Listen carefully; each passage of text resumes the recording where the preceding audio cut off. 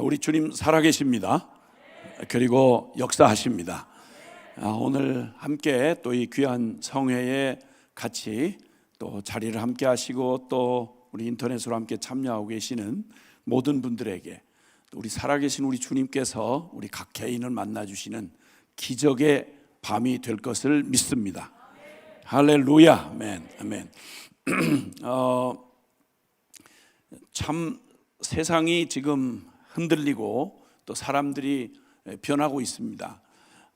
일찍이 뭐 이런저런 예측 가능한 그런 세상의 이런 변화 또 내지는 발전 또 여러 가지를 예측을 했는데 이게 이번 그 팬데믹을 통해서 뭐 어떤 혹자의 말로는 그냥 정상적으로 갔을 때 한 10년쯤 가도 일어날까 말까 한 일이 이번을 계기로 확 앞당겨지고 그리고 그것이 부정적이든 긍정적이든 간에 세상이 확 변했다, 이렇게 표현을 하곤 합니다. 그러니까 이전으로는 코로나 이전으로 돌아가기는 어려울 것이다.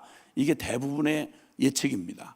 그럼 살아보지 않은 인생을 하루하루 정상적으로 다가오는 변화도 감당하기 어려운 게 인생인데, 그런데 이게 10년 앞당겨서 확 다가온 이런 변화를 우리가 어떻게 이걸 맞이하고 이걸 헤쳐나갈까, 여간 걱정이 아닙니다. 자, 그러니까 이런 어려운 때, 이런 상황이 어려운 때가 이제 닥쳐지면 비로소 우리가 평소에 늘 듣던 늘 준비해라, 또 뭐 특별히 영적인 생활을 하는 우리에게는 때가 때이니만큼 주님께서 성경이 기록된 바로 신약 성경이 기록된 때가 약 2000년 전인데 2000년 전부터 마지막 때다, 그리고 내가 곧 올 것이다, 세상의 마지막 때는 이런 일이 있을 것이다 라고 말씀하셨던 얘기들이 좀 편안할 때는, 세상이 다 똑같이 편안한 건 아닌데 특히 우리 전후 70년을 지나오는 우리 대한민국은 그 중에 또 대한민국 중에 이 개신교회는 가장 놀랍게 그 시대에 앞서서 가장 놀랍게 이 한국의 이 현대사, 이 70년 현대사 가운데 가장 어쩌면 선두 그룹에 있었고, 그리고 가장 빠르게 이렇게 우리의 그간에 참 역사에 이런 일이 있었을까 싶을 만큼 급성장하고, 그리고 일찍이 경험 못했던 풍요로움과 그리고 수많은 기회 앞에 이렇게 살다 보니까 한국 사람이 과거에 어땠었다 하는 얘기를 하기가 부끄러울 정도로 우린 과거를 깨끗이 잊어버렸습니다. 한국인답다, 한국적이다 라고 하는 말이 이제는 어디 설 자리가 없게 됐습니다. 한국 사람 뭐 이런 거 좋아한다, 한국 사람 원래 이래, 뭐 한국 사람은 가정적이야, 공동체적이야, 다 거짓말이 됐습니다. 지금 완전히 바뀌어버렸습니다.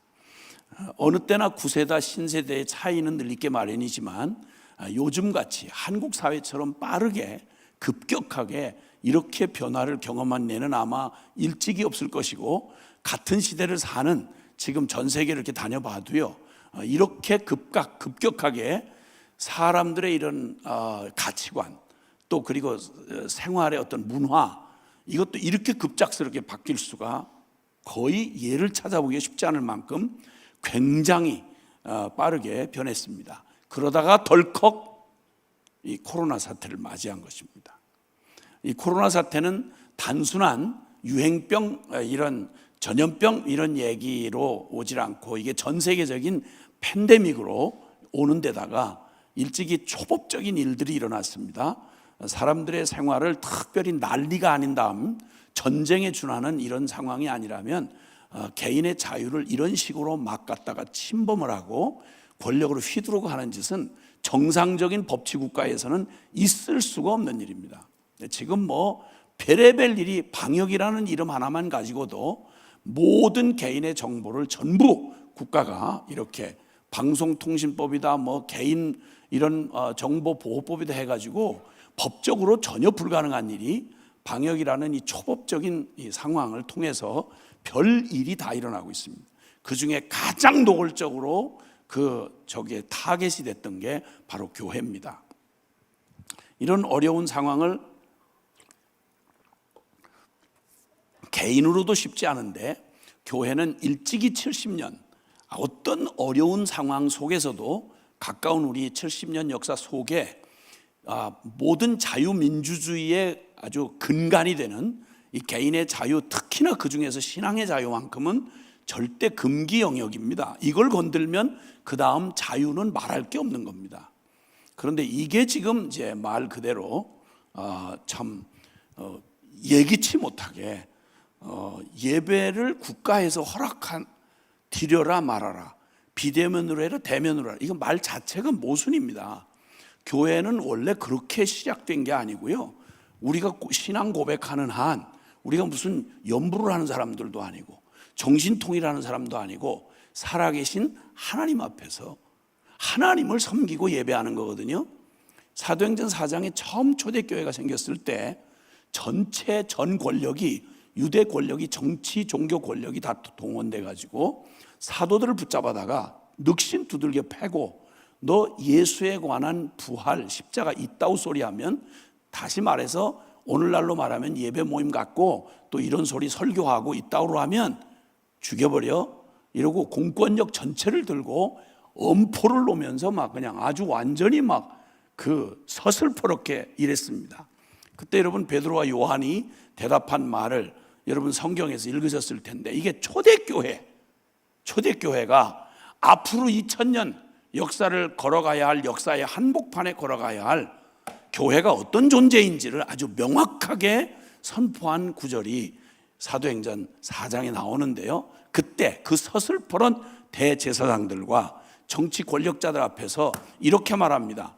살아계신 하나님 앞에서 너네 말을 듣는 게 옳으냐, 하나님 말을 듣는 게 옳으냐, 우리 대답할 가치가 없다. 네가 생각해라.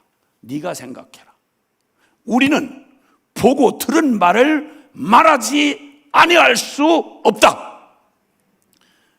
아멘을 크게 해도 전혀 상관없어요.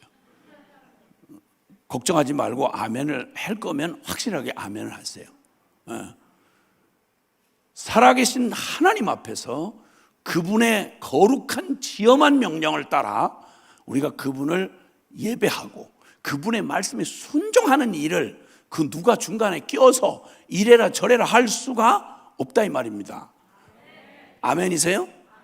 교회가 만약 그게 아니라면 교회는 다른 여타 종교 집단하고 다릅니다, 여러분. 교회는 그 생명이 거세돼 버리면 그 다음엔 존재할 이유가 전혀 없는 게 교회입니다.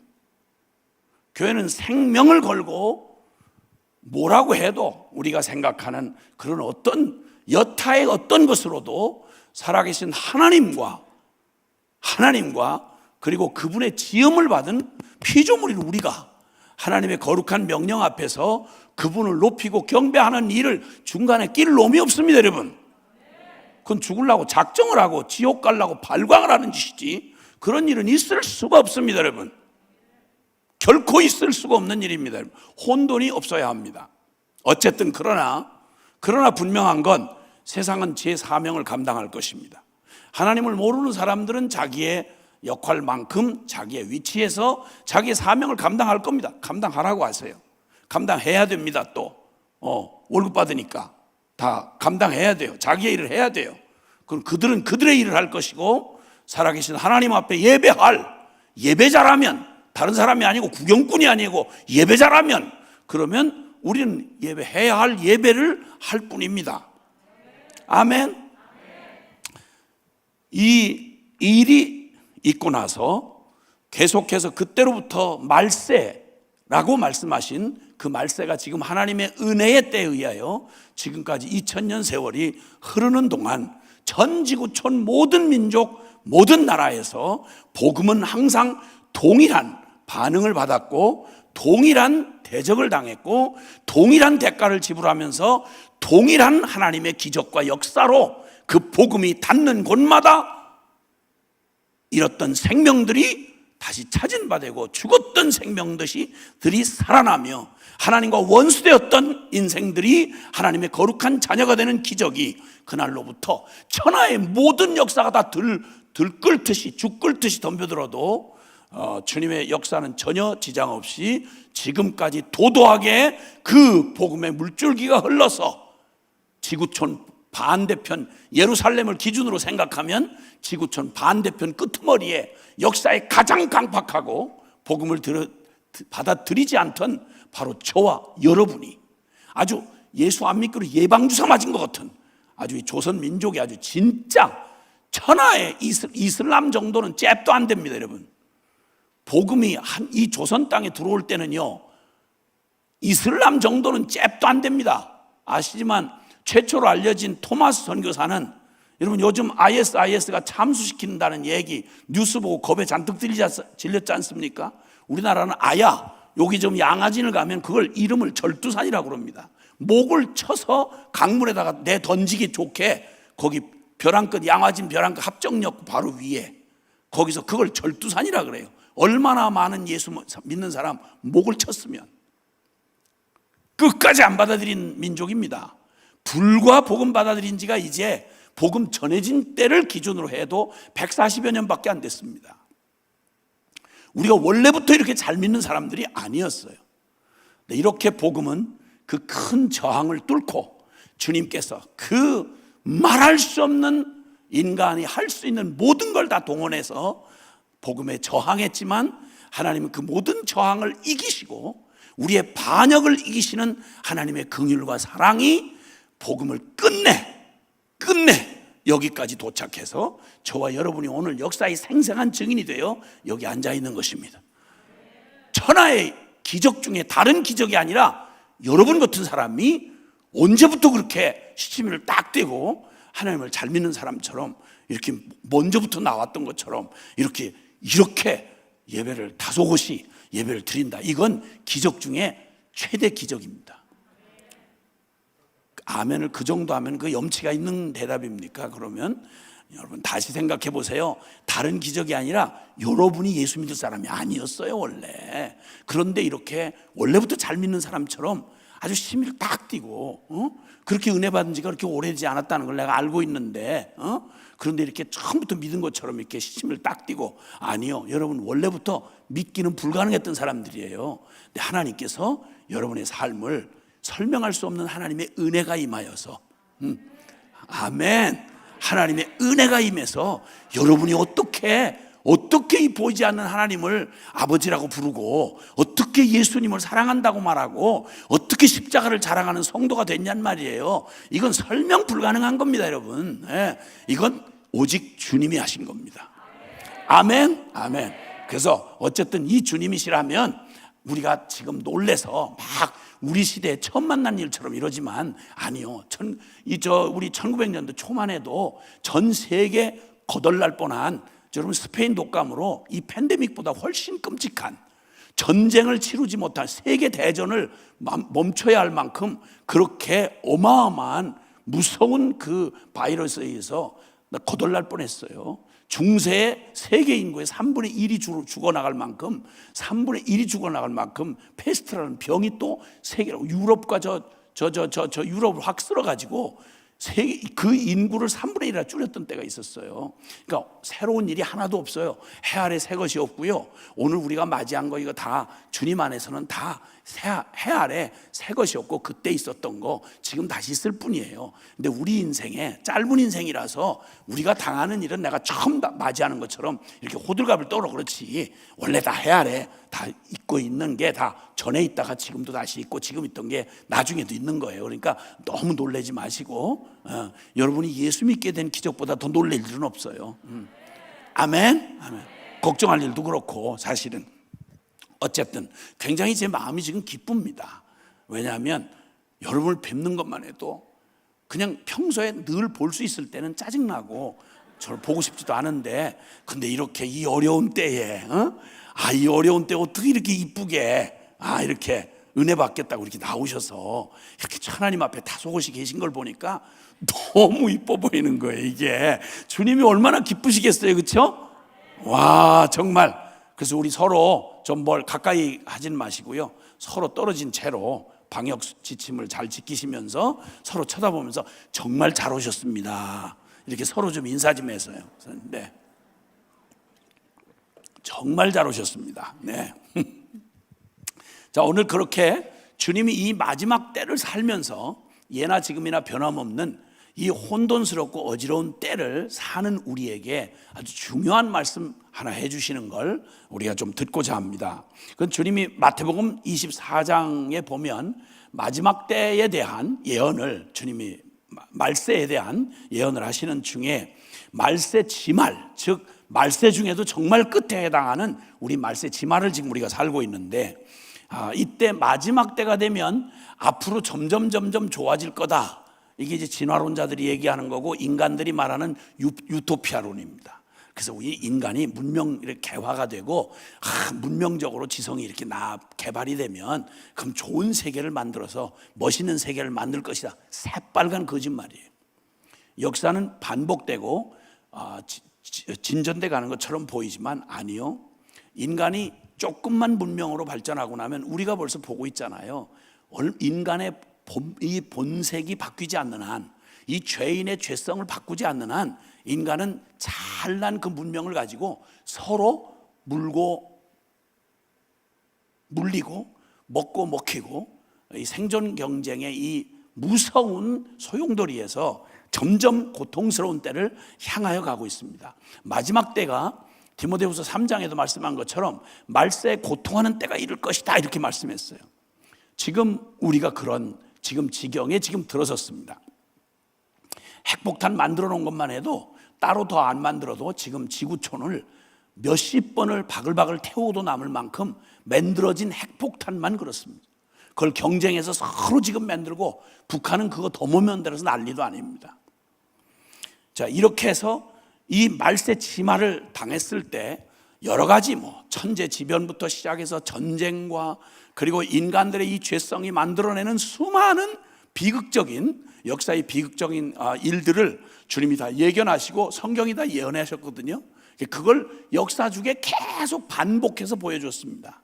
그러다 우리는 진짜 이제 말세 지말을 맞이해서 예수님이 저 문 앞에 이르는 바로 이때를 지금 맞이하고 있습니다. 이때에 아주 극단적으로 이제 그 마지막 때 고통하는 때가 올 것인데, 옛말에 난리 중에 난리라는 말이 있습니다. 난리가 나면요, 천재지변이 일어난다든지 그런 어떤 이런 전쟁이 일어난다든지 이러면 그 전쟁에 직접적인 피해를 보는 일도 생기지만 사람들이 넋을 잃어버리고 그냥 놀래가지고 난리 중에 난리라는 말이 있어요. 그러니까 그때는 사람들이 우왕좌왕하다가 그냥 직접 총탄에 맞아 죽는 사람보다 우왕좌왕하다가 그냥 살 수 있는데도 불구하고 그렇게 해서 더 망한 사람이 더 많다, 이런 얘기가 있는 겁니다.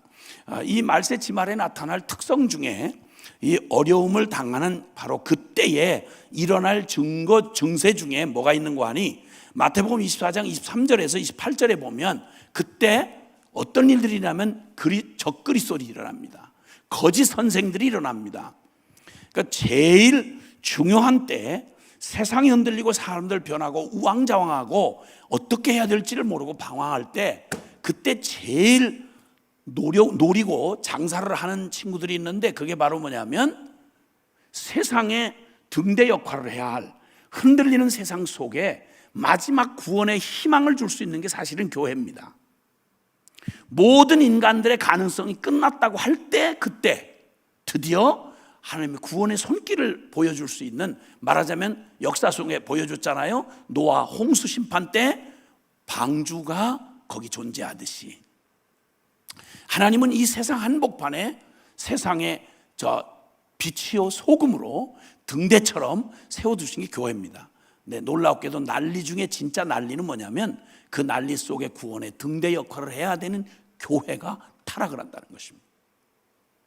교회 타락과 그 성도들의 그런 모든 그 중심이 돼야 할, 역사의 구원을 전해야 할 교회가 그 사명을 잃어버린 채 타락하게 되는 일이 생기는데, 그때 일어나는 게 바로 뭐냐면 아주 수많은 거짓들, 불법이 성해집니다.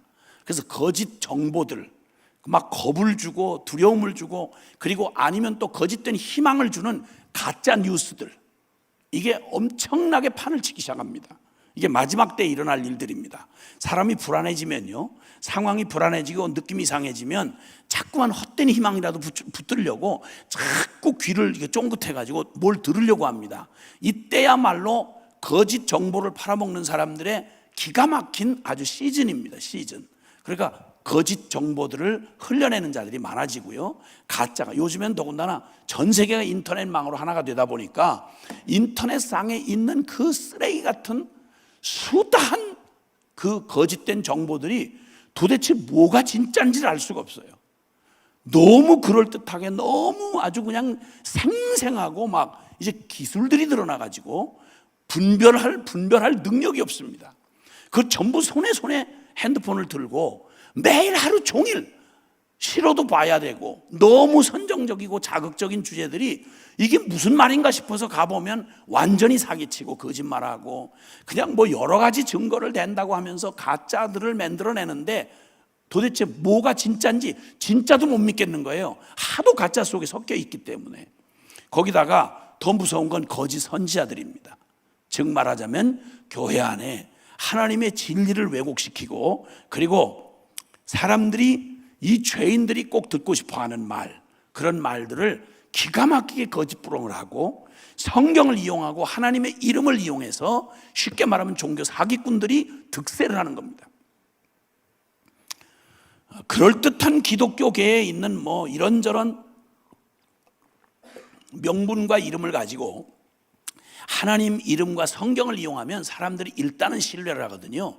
인간이 영적인 존재이기 때문에 이걸 무시할 수가 없어요. 그러다 보니까 신학의 이름으로 또 여러 철학과 신학과 그 다음에 수많은 이론들을 가지고, 잡다한 이론들을 가지고 거짓 선지자들이 일어나는 겁니다. 거짓 선지자는 하나님이 보내지 않은 자, 제 스스로 주워들은 몇 가지 성경적인 지식, 아니면 어떤 그 무슨 뭐 조금 머리를 갖고 있으니까 과정만 조금 거치면 누구라도 흉내낼 수 있는 게 성경 가지고 무슨 말을 해도 성경에서 끄집어내서 할 수 있는 거니까요. 이런 거짓 선지자들이 수없이 일어날 것에 대해 예수님이 직접 말씀했습니다. 말세에 진짜 난리 중에 난리가 바로 뭐냐면, 마지막 중심을 잡고 우리 영혼이 갈 길을 찾아야 하는 그 마지막 희망을 갖는 게 바로 살아계신 하나님의 말씀인데, 이 말씀 가지고 장난질을 하니까. 구약에 여러분 이스라엘이 끝없이 죄된 본성을 가지고 하나님의 모태신앙이었던 이스라엘 백성들, 주여 주여 하고 성전 가운데 두고, 그리고 성전을 그렇게 모독할 수가 없어요. 성경을 그렇게 어렸을 때부터 배우면서 그 배운 어줍지 않은 성경 지식 가지고 하나님의 이름을 그렇게 모독할 수가 없어요. 여기 구약 성경에 선지서라고 기록된 대선지서, 소선지서에서 여러분 역사서나 시가서 이렇게 빼고 나면 나머지 선지서가 그냥 거의 구약 성경의 많은 부분을 차지하는데, 이에게 선지서를 읽으면서 한번 여러분이 어떤 소감을 가셨는지 모르겠어요. 이사야 선지자는 선지자 중에 제일 구약 성경의 진짜 제일 대선지서 중에 가장 중심이 되는 그런 선지서를 기록한 분인데, 그분이 바로 이스라엘이 겉으로는 종교적으로 그렇게 융성하고, 요즘으로 말하면 우리 교회가 그렇게 큰 교회당에, 교단에, 신학교에 교인들이 엄청나게 눈으로 보이는 외적인 상황들이 성공인데, 그때 그 당시를 하나님의 종 선지자를 보내셔가지고 주님이 하신 이사야서는 첫 장을 떼자마자 이사야서 1장 2절부터 벌써 그 이사야를 통해서 하시는 말씀이 가슴이 철렁 내려앉는 말씀하세요. 하늘이여 들으라, 땅이여 귀를 기울이라. 소는 그 임자를 알고 나귀는 그 주인의 구유를 알건만은 내 백성 이스라엘은, 내 백성 하나님의 성도라고 말하는 하나님의 백성은, 요즘으로 말하면 하나님의 교회는 짐승만도 못해서 짐승도 저를 먹여주고 길러주는 주인을 알겠거든 하물며 내 백성 이스라엘은 나를 모르고 나를 멀리 떠났다. 거기서 멈추지 않습니다. 불벼락 맞아가지고 완전히 유황불로 심판받았던 소돔과 고모라에 빗대서 말씀하시면서, 이 소돔의 관원들아, 이 고모라의 백성아, 이렇게 이스라엘을, 예배당에 앉아있는데 유황불로 심판받았던 이방인과 조금도 다를 게 없는, 겉모습만 믿는 이지 유대인이지 선민이지 예배드린다고 말을 하면서 하나님의 성전을 얼마나 많은 잡다한 우상으로 더럽혀 놨는지, 예배당만 벗어나가면 이방인들보다 더 음탕하고 더 더러운 짓을 해가면서 주님의 이름을 그렇게 짓밟을 수가 없어요. 이게 멸망하기 200년 전에 예언된 말씀이었습니다. 그리고 끊임없이 돌이키지 않고 끝까지 반역을 하다가 나중에 바벨론이라고 하는, 요즘으로 말하면 미국보다 못지않게 세계 패권 국가였습니다.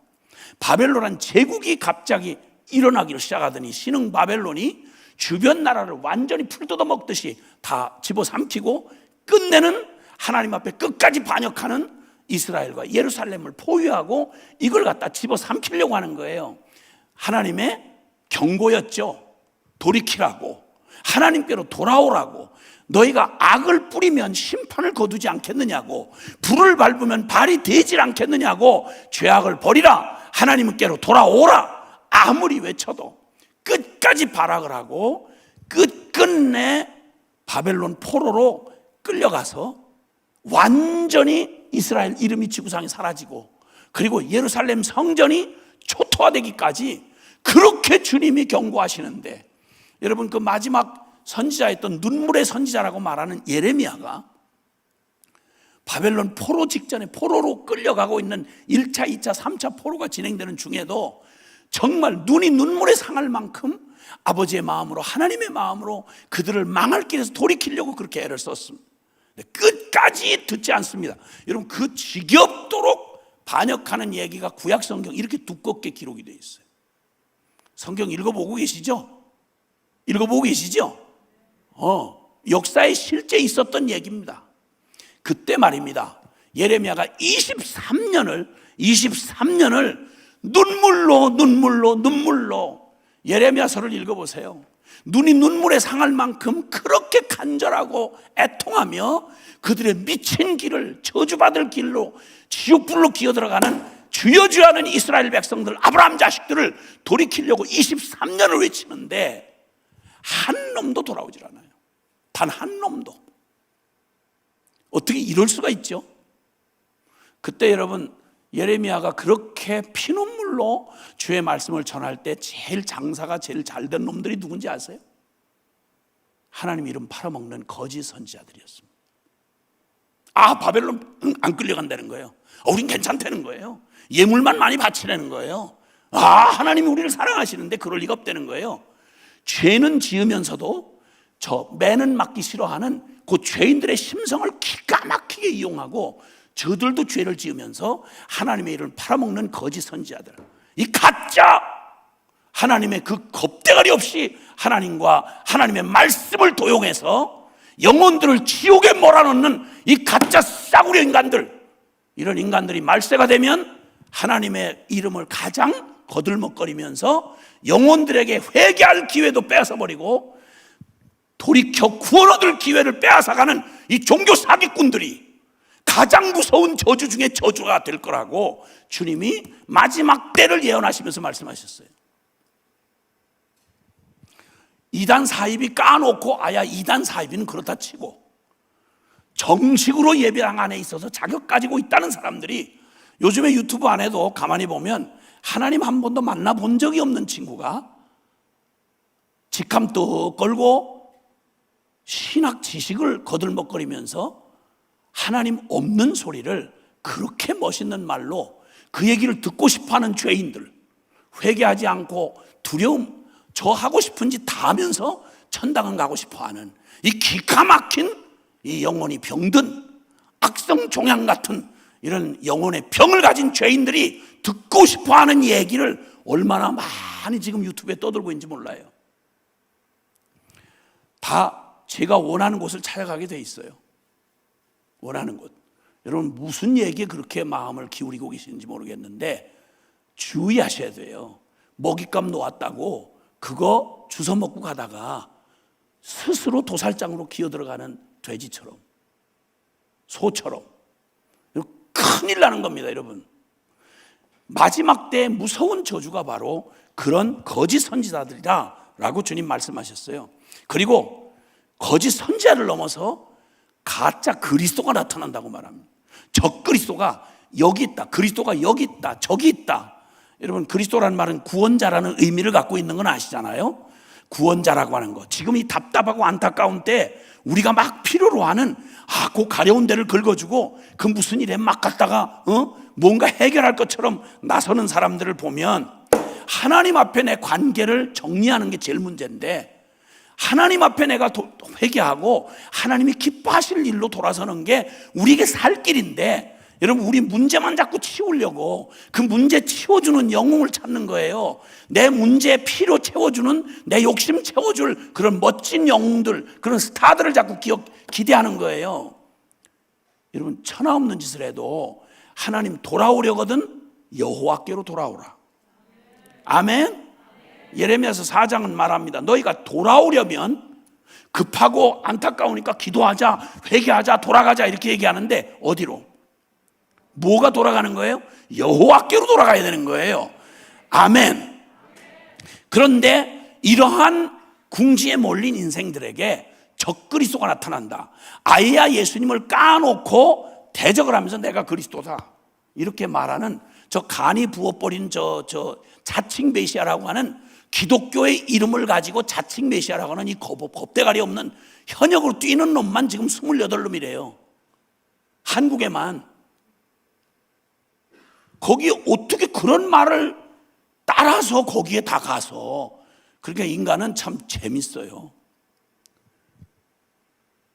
미끼 가지고 고기를 잡듯이 자기가 미끼 가지고 고기를 잡는 인간이 자기가 미끼를 물고 거기에 끌려가는 영혼들을 보면 기가 막힐 일이에요. 정말 두렵기 짝이 없는 일이에요. 자, 이렇게 혼돈한, 여기 있다 그리스도가 여기 있다 저기 있다 하면서 정치적인 메시아, 사상적인 메시아, 종교적인 메시아 한참 뜨고 사람들을 막 이리 휘달리고 저리 휘달리면서 사람들이 막 흔들리고 반응을 합니다. 여러분 이렇게 되면 조금만 두고 보면요 속내가 다 드러납니다. 전부 다 그 말은 다 멋진 얘기를 하고 뭐 인권이 어떻고 뭐가 어떻고 뭐 별의별 좋은 소리 다 하지만, 그러나 여러분 반드시 그 속내가 드러나게 되어 있습니다. 이 자연계에도 이런 말 있죠. 심은 대로 거둔다는 말. 이게 자연 법칙입니다. 하나님이 자연, 보이는 이 자연 만물도 그냥 되나게나 이렇게 움직이는 게 아니고요, 이 지어놓으신 하나님의 창조의 세계 안에는 자연 법칙이 존재합니다. 영적 세계도 마찬가지로 영적인 법칙이 존재하죠. 크게 다르지 않습니다. 왜냐하면 만물을 지으신 분도 하나님이고 영적 세계를 지으신 분도 하나님이기 때문에 혼돈스럽지 않습니다. 주님은 질서와 조화를 주님이 창조하신 분이기 때문에 하나님이 행하신 일에는 항상 질서와 조화가 이루어지게 되어 있습니다. 그러므로 주님께서 우리가 숨길 수 없는 아주 중요한, 두렵기도 하고 그리고 한편 안도가 되는 게 바로 뭐냐면 두 가지인데요. 하나는 내 믿음대로 될지어다. 사람은 자기 믿는 바를 따라서 선택하고 따라가게 되어 있거든요. 여러분 뭘 믿느냐? 진짜 살아계신 하나님과 진리를 믿느냐? 아니면 여전히 사람을 믿고 내 보이는 내 감정과 느낌을 믿느냐? 이 차이. 믿은 대로 사람은 살게 돼 있어요. 투자하게 돼 있고. 그러니까 내 믿음대로 될지어다. 누구도 원망할 수 없어요. 내가 믿고 투자한 대로 우리는 반드시 그 결과를 맞이할 거거든요. 그러니까 여러분 지금 이때야말로 이 마지막 때를 사는 우리에게 물어야 할 가장 중요한 건, 나는 뭘 믿고 살지? 이거 분명하게 하셔야 되는 거예요. 나는 뭘 믿는 사람인가? 여러분 그 믿는 거를 보면 그 사람 믿음은 자기 속에서 일어난 일인데 어떻게 하나? 아니요. 드러나게 돼 있어요. 믿은 대로 행동을 할 거거든요. 믿은 대로 투자를 하거든요. 그래서 두 번째 말은 심은 대로 거두리라는 거예요. 이게 하나님의 법칙입니다. 이건 영적인 세계도 마찬가지고요. 그리고 보이는 물질 세계도 마찬가지예요. 믿은 대로 될지어다. 심은 대로 거두리라. 다시 한번 좀 따라해 주시면 좋겠어요. 믿은 대로 될지어다. 심은 대로 거두리라. 그러니까 여러분 뭘 심어야 될지 굉장히 주의해야 되죠. 그죠? 육신을 위해서 썩어질 것을 심으면 그러면 썩어질 걸 거둘 수밖에 없어요. 그러나 믿음으로 영원한 것을 위해서 진리를 심으면, 진리 따라 심으면 우린 진리의 풍성한 열매를 거두게 될 것입니다. 선을 행하면 하나님의 풍성한 응답을 우리가 받게 될 것이죠. 악을 뿌리면 반드시 심판을 거두게 되는 겁니다. 요행을 기다릴 필요 없습니다. 콩을 심으면 가을 안 가봐도 콩이 날 것을 알 수 있어요. 뿌릴 때부터 결론 난 거예요. 그렇죠? 팥을 심으면 팥이 나게 돼 있어요. 내 하기는 육을 위해서 죄를 뿌리고 악을 심으면서 되기는 좋은 게 되기를 바란다. 미친 거예요. 아주 더럽게 미친 거예요. 그런 일은 있을 수 없어요.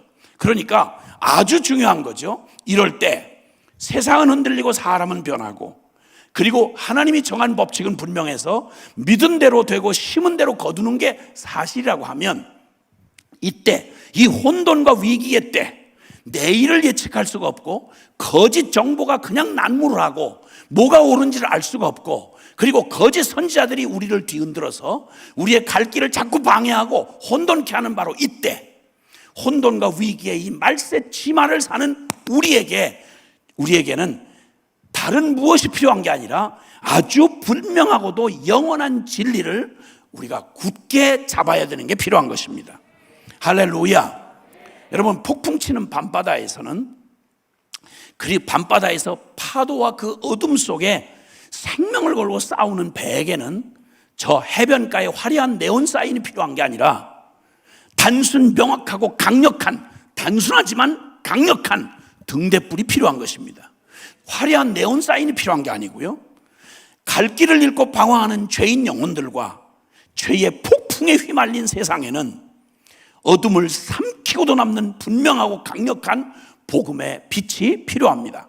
그러니까 이제 분주하게 정신사납게 뭘 믿는지도 잘 모른 채로 그냥 덜렁덜렁 겉모습 따라서 그냥 종교생활 하듯이 예배당 왔다 갔다 하고, 남 하면 우 따라서 같이 하다가 남 또 주저앉으면 같이 또 식어서 주저앉고, 이렇게 정신사나운 믿음 생활이라고 할 수도 없는 우리의 이런 평안하고 배부를 때에는 대강대강 묻어서도 여럿이 그냥 가게 됐는데, 이런 혼돈의 때, 바로 이때에는, 여러분, 이때야말로 진짜 우리가 분명한 강력한 그런 복음의 빛을 발견하고 영원한 그 진리를 굳게 붙잡고 어떠한 풍랑치는 파도 속에서도 흔들리지 아니할 확신을 가지고 내가 무엇을 믿고 무엇을 심어야 할지를 정확히 알고 행동하는 게 가장 중요한 때입니다.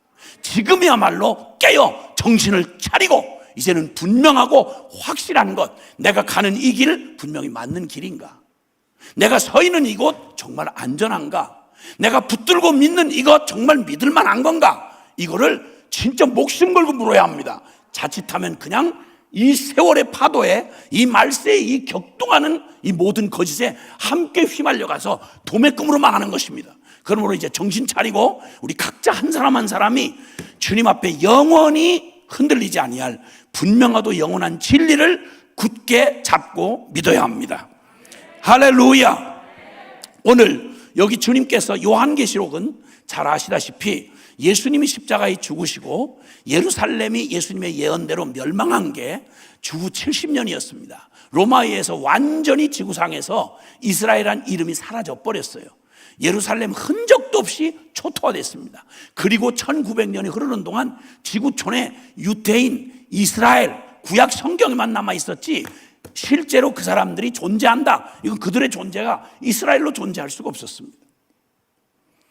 무서운 심판을 받고 이스라엘의 운명이 끝장이 나고, 이제 생겨난 지 초대교회가 주 30년쯤이라고 친다면, 성령 강림했던 때를 그렇게 친다면, 이제 그 세월이 지나서 한 60여 년, 5, 60년 세월이 지난 후에 이제 사도들도 순교 많이 당했고, 이제 초대교회 증인들이 하나둘씩 사라져가고, 마지막 사도였던 사도 요한이 주님 앞에, 저 로마의 무서운 핍박 앞에 정말 그 당시로 볼 때 말세지말 같은 정말 거대한 로마의 그 거대한 그 권력, 정치 권력과 그 발악하던 그 유대의 핍박을 이겨내고, 거기 새롭게 생겨난 신약의 교회가 꼭 사자 이리 앞에 양처럼 세상 한가운데 너무너무 유약하게 남아있는 교회들을 두고 이제는 마지막 노사도가 하나님 앞에 이제 가야 될 시간이 다가온 겁니다. 이 교회는 역사 속에 살아남을 수 있을까? 총과 칼로 무장을 시킨 것도 아니고 세상에 권력을 준 것도 아닌데, 이 무섭게 온 세상과 권력이 전부 집어삼키려고 하는 이 초대교회, 예수 그리스도의 교회는 과연 살아남을 수 있을까? 여러분, 역사가 다 고개를 흔들 만큼 정말 말세치말 같은 상황을 당할 때였습니다. 그때 놀랍게 우리 같았으면 지금 우리도 지금 이제 나라의 근간이 흔들리는, 교회가 정말 말 그대로 이렇게 70년 전후 70년에 처음으로 당해보는 이런 상황들을 당하면서 굉장한 위기감과 걱정을 하시는 분들이 있습니다. 그런데 이때 뭐가 도대체 우리에게 진정한 대답이 될까요? 뭐가 우리에게 안도의 한숨을 쉬게 해줄까요? 놀랍게도 주님은 우리가 기대하는 현실적인 얘기를 한마디도 안 했습니다. 요한계시록은 바로 그런 위기에 처한 주님의 몸된 교회를 향해서 주님이 마지막, 성경의 마지막이자 주님이 이 역사의 전체 이후에 말세치말을 맞은 역사가 어떻게 흘러갈 것인지에 대하여 그는 주님이 계시라 보여주면서 그 가운데를 살아가는 우리 교회가 무엇을 붙들고 무엇을 믿어야 할지, 어떻게 교회가 이 세상을 이기고 승리할 수 있는지를 말씀해 준 게 요한계시록입니다. 그래서 주님은 이 요한계시록을 말씀하면서 이 예언의 말씀을 읽는 자와 듣는 자와 그 가운데 기록한 것을 지키는 자가 복이 있나니 때가 가까움이라. 주님은 완벽한 해답을 주시면서 완전한 그 키와 같은 이 다윗의 열쇠를 가진 역사의 문을 열기도 하고 닫기도 하시는 역사의 주인 되시는 주님이 이 교회에게 이 세상 한복판, 소용돌이 한복판에 그 유약한 모습으로 잡아먹히기 위해 태어난 양과 같이 보이는 이 약한 교회가 과연 이 세상을 이기고 하나님의 이 놀라운 사명을 감당하고 역사의 주역이 돼서 승리할 것이냐, 우리는 정말 인간의 이성으로는 이해하거나 기대할 수가 없었을 때 하나님이 마지막으로 주신 이 계시를 통해서 이 말씀을 읽고 듣고 그 말씀 그대로 지키는 자가 복이 있다, 때가 가까움이라 그러면서 승리를 약속해 주시는 주님의 아주 단순 명료한 비결이 여기 나와 있습니다. 오늘 이 역사의 한복판을 살아가는, 말세 치마를 살아가는 저와 여러분이 무엇을 붙잡아야, 무엇을 믿어야 우리가 이 세상에 치지 아니하고 쓸려가지 아니하고 오히려 세상을 변화시키고 이 땅에서 우리에게 주어진, 우리의 인생에 주어진 사명을 감당하고 승리할 수 있을까라고 하는 이 질문 앞에 우리 주님 앞에 서게 된 겁니다. 계시록은 아시다시피 수많은 난해하고 그리고 아주 정말 웅장한 이 역사에 일어날, 말세에 일어날 그 신기하고 정말 신비한 것들이 많이 이야기가 담겨져 있습니다. 근데 여러분 혼돈하지 마십시오.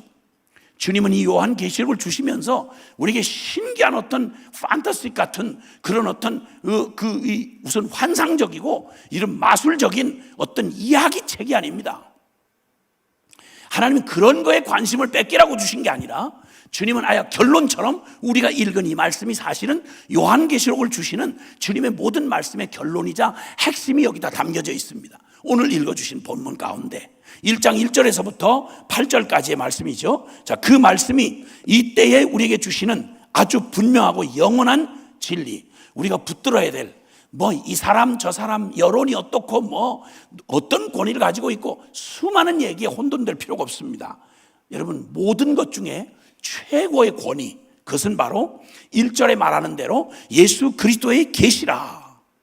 예수 그리스도의 계시다. 그러면 여러분 모든 역사의 결론입니다. 최고의 권위인 것입니다. 천하에 누가 무슨 말을 가지고 와서 우리에게 속이고 수많은 말로 봤다 들었다 연구했다 천하 없는 말을 해도 여러분 혼돈하지 마시고요. 우리가 최종의 권위를 가지고 우리의 인생 전부를 걸어야 될 최후의 진리는 예수 그리스도의 계시인 것입니다. 온 세상은 예수 그리스도의 계시대로 될 것입니다. 반드시 그렇게 이루어지고 말 것입니다. 그러니까 달리 될 수 없는 최고의 권위, 예수 그리스도의 계시를 이게 예수 그리스도의 계시라. 요한계시록의 권위는 예수 그리스도의 직접적인 계시이기 때문에 성경의 최종 결론이자 주님의 하나님의 권위를 가지고 있는 말씀입니다. 그러니까 이 말씀을 가지고 이 말씀을 뒤흔들거나 딴짓을 하면 그건 저주받을 인간입니다. 천하의 어떤 무슨 세상적 권위를 가지고 와서 얘기해도 절대 속지 마시길 바랍니다.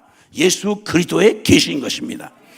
반드시 속히 속히 일어날 일, 그러니까 이 말씀은 달리될 수가 없고요, 예수 그리스도의 계시로 말씀하신 이 말씀은 말세에 정확하고 분명하게 누구도 대적할 수 없도록 반드시 이 말씀대로 이루어지고야 마는 것입니다.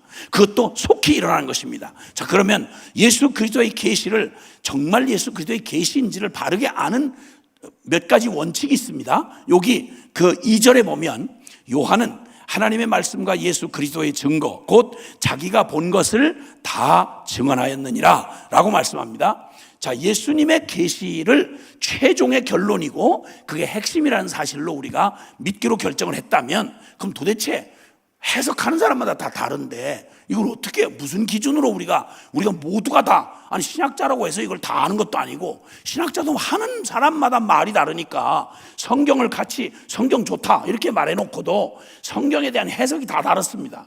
그럼 도대체 예수 그리스도의 핵심의 본질이 뭐며 진짜 뜻이 무엇인가, 이걸 아는 길이 뭐냐, 여기에 지금 요한은 하나님의 말씀과 그리고 예수 그리스도의 증거, 곧 자기가 본 것을 다 증언하였다 이렇게 말씀합니다. 그러니까 예수 그리스도를 정확하고 분명하게 확신 있게 알려면 첫째는 하나님의 말씀에 기록된 것이어야 합니다. 성경 전체가 무엇을 말하느냐, 성경이 무엇을 말하느냐, 어떤 신학자가 무엇을 말했냐 이게 아니고, 어떤 교파가 어떻게 믿느냐가 아니라 성경이 정말 말한 바가 뭐냐, 성경을 알아야 되는 거죠.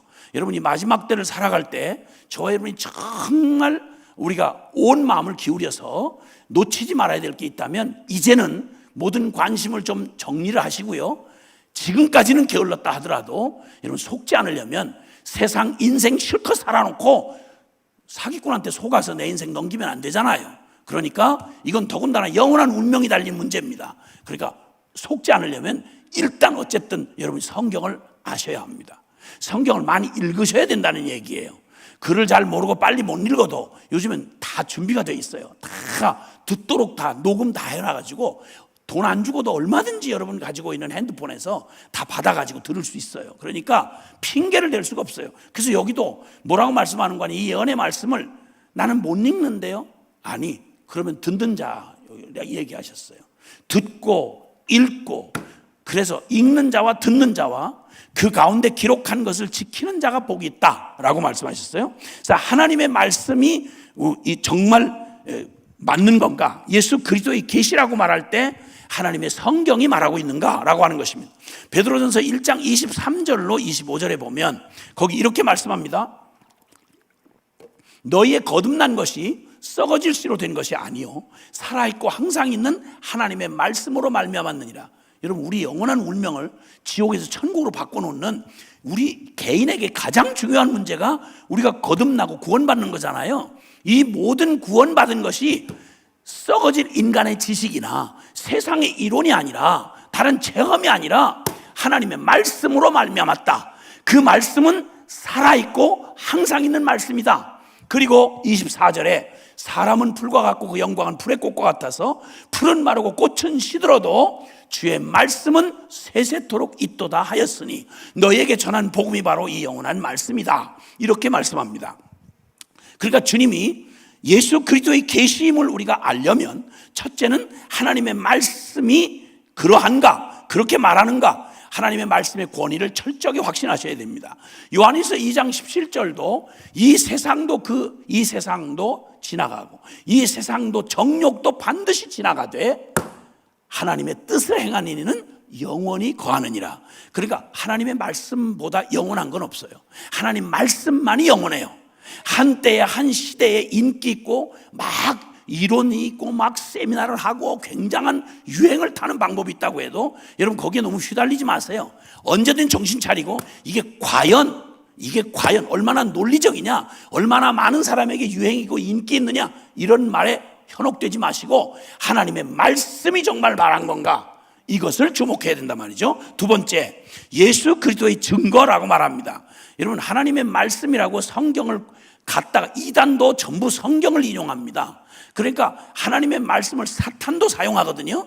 그러면 하나님의 말씀을 빗나가지 않은 줄을 어떻게 알아야 되느냐? 여러분, 그 수많은 주제와 온 인류 역사의 인생사에 있는 문제를 다 다루는 게 성경 얘기인데, 이걸 우리가 더 어떻게 분별하게, 무슨 지식으로? 한 가지 분명한 게 있습니다. 우리 요한복음 5장 39절에 보면요, 요한복음 5장 39절 한번 보실래요? 한번 찾아보실래요? 요한복음 5장 39절에, 요한복음 5장 39절에 예수님이 직접 하신 말씀입니다. 요한복음 5장 39절 시작. 너희가 성경에서 영생을 얻는 줄 생각하고 성경을 연구하거니와 이 성경이 곧 내게 대하여 증언하는 것이니라. 아멘. 그러니까 하나님의 말씀은 향방 없이 이것저것 적어놓은 게 아니고요, 하나님의 말씀은 가장 중심을 이루는 핵심, 목표, 본질이 있습니다. 그게 바로 뭐냐면, 하나님의 모든 말씀은 그 중심 주제가 바로 예수 그리스도입니다.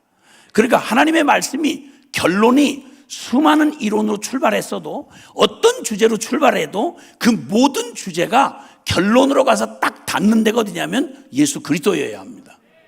할렐루야. 하나님의 말씀은 바로 예수 그리스도다. 그러니까 예수 그리스도로, 주님이 말하잖아요. 성경에서 너희가 성경을 연구하지만 이 성경은 곧 내게 대하여 기록한 것이다. 근데 재밌게도 성경을 안 보는 사람도 문제지만, 성경을 연구를 머리가 벗겨지도록 연구를 하고도 그 성경을 연구하면 결론이 뭐냐면 예수 그리스도고 결론인데, 이상하게 40절에 그러나 너희가 영생을 얻기 위하여 내게 오기를 원하지 않는도다. 성경 연구는 연구 따로 하고, 예수님이, 성경이 말하는 예수님에 대해서는 나오기를 싫어하는 거예요. 왜냐하면 예수님을 따르려면, 예수님을 선택하려면 놀랍게도 그냥 대강 지식적으로 동의해서 되는 게 아니거든요. 자기를 부인하고 날마다 자기 죽은 십자가를 지고야 예수님을 따라갈 수 있어요. 그러니까 존재적인 변화, 내 인생 전체의 통째로 바뀌는 변화가 없이는 절대 예수님을 따라갈 수가 없기 때문에, 성경은 다른 소설 읽는 거하고 달라요. 성경은 철학서적이 아니에요.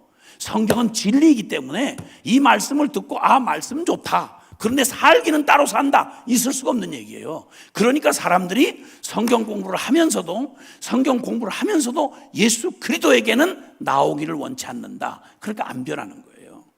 그러니까 말장난이 가능한 거예요. 성경은 절대 그럴 수가 없어요. 그러니까 주님 앞에서 오직 예수, 이 성경이 정말 하나님의 말씀을 내가 바로 대하고 있는가의 증거가, 두 번째는 바로 예수 그리스도의 증거, 즉 예수 그리스도를 나타내고 있느냐는 거예요. 어떤 주제로 성경에서 말을 끌어내든 그 이야기의 끝은 항상 예수 그리스도로 가야 되는 거예요. 할렐루야. 자, 요한복음 14장 6절에 예수님이 직접 하신 말씀이 있죠. 예수께서 가라사대 내가 곧 길이요 진리요 생명이니 나로 말미암지 않고는 아버지께로 올 자가 없다. 살아계신 하나님을 믿고 그 진리를 연구하고 그 진리대로 산다고 하는 사람이, 만약에 진리를 찾아도 예수 그리스도를 만나게 돼 있고, 생명을 얻고자 해도 예수 그리스도를 만나게 돼 있고, 길을 찾아도 예수 그리스도를 만나게 돼 있다, 이 말이에요. 아멘. 여러분, 내 인생의 길과 진리와 생명을 찾는 거, 이건 사실은 우리 존재의 전부를 말하는 건데, 이 모든 것을 예수님 말하기를 내가 오직 내가 길이고 진리고 생명이다. 나로 말미암지 않고 진리의 근원이신, 생명의 근원이신, 길을 만드신 하나님을 만나는 일은 불가능하다. 그러니까 아무리 현란한 말로, 수많은 말로 성경을 해석하고 수많은 이론을 가지고 사람들을 혹하게 만들어도 기억하세요. 그 모든 결론이 예수 그리스도로 결론 나지 않는다면 궁금해하지도 말고 불안해하지도 말라, 이 말이에요. 아멘, 아멘. 그리고 우리 또 요한복음 20장 31절에는 더욱이 이렇게 말합니다. 성경에 관한 목적을 정확하게 말씀하는데요, 요한복음 20장 31절에 오직 이것을 기록함은, 예수께서 오직 이 성경을 기록하게 한 것은 너희로 예수께서 하나님의 아들 그리스도이심을 믿게 하려 함이요, 또 너희로 믿고 그 이름을 힘입어 생명을 얻게 하려 함이라. 아멘. 성경의 목적이 뭐냐면, 성경은 구약과 신약이라고 하는 말, 옛언약, 새언약도 결국 옛언약도 예수님에 관한 언약이고요, 새언약도 예수님에 관한 얘기예요. 그래서 성경 전체가 예수 그리스도에 관한 얘기예요. 왜냐하면 그 예수님이 우리에게 필요하니까, 그 예수님을 만나야 영생을 얻으니까, 그 예수님을 만나야 천국 가니까, 그 예수님을 만나야 죄를 이기니까. 아멘. 그 예수님을 만나야 우리가 생명을 누리니까. 그래서 모든 대답이 결국 예수 그리스도로 끝나고, 성경을 기록한 목적이 바로 너희가 이 성경을 통해서 예수, 2000년 전 역사 속에 사람의 몸을 입고 오셨던 나사렛 예수가, 인간 예수가 정말 하나님이시며 그가 하나님의 약속대로 온 인류를 구원할 유일한 구주가 되시는 분임을 너희가 깨달아 알고 믿고 영생을 얻게 하려 함이라. 아멘, 아멘. 성경의 목적이 그러하다 이 말입니다. 그리고 예수님께서 우리에게 주신 성경, 그것을 디모데후서 3장 15절에는 내가 어려서부터 성경을 알았나니 성경은 능히 너로 하여금 그리스도 예수 안에 있는 믿음으로 말미암아 구원에 이르는 지혜가 있게 하고, 16절 모든 성경은 하나님의 감동으로 된 것으로 책망, 교훈과 책망과 바르게 함과 의로 교육하기에 유익하니, 17절 이는 하나님의 사람으로 온전하게 하고 그리고 하나님의 선한 일을 행하게 하려 함이라. 그러니까 여러분, 하나님의 말씀은 그 중심, 핵심, 본질이 예수 그리스도고, 그래서 하나님의 예수 그리스도의 계시가 최고의 권위가 되신 예수님의 계시를 바로 알려면 성경을 알아야 되고, 성경을 정확하게 분명하게 확신 있게 아는 길은 성경의 핵심인 예수 그리스도를 성경을 통해서 만나야 되고. 아멘. 그리고 여기 자기의 본 것, 여기 그 사도 요한이 요한계시록을 기록하면서 예수 그리스도의 계시를 천사를 통해 자기가 받았는데, 자기의 본 것 그리고 그 자기의 본 것을 다 증언하였다 이렇게 말씀합니다.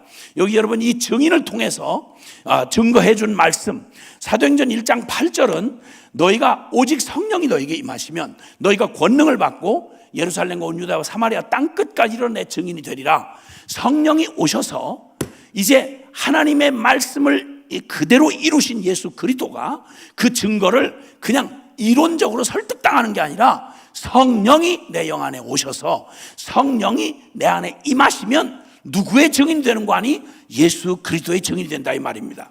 그러니까 하나님의 진리의 말씀, 그리고 예수님이 그것을 모두 성취하신 예수님의 십자가 부활의 성취, 그 다음에 성령이 그 우리의 심령 속에 그 진리를 믿고 받아들이게 하시는 성부, 성자, 성령 하나님이, 삼위 하나님이 역사하신 하나님 신적인 권위로 우리에게 주신 복음, 그렇기 때문에 헷갈릴 이유가 없이 예수 그리스도의 계시야말로 가장 확실하고 영원한 생명의 진리다 이 말입니다.